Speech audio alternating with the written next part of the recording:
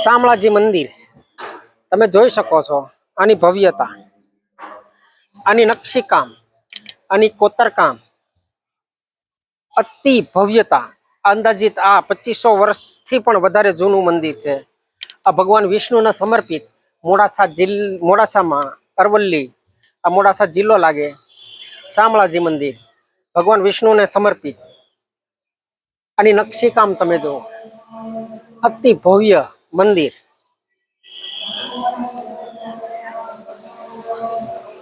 ભગવાન વિષ્ણુ ટેમ્પલ, મોડાસા અરવલ્લી, ભગવાન વિષ્ણુના સમર્પિત મંદિર.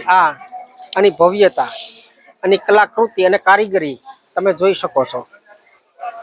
આ મૂર્તિ કામ,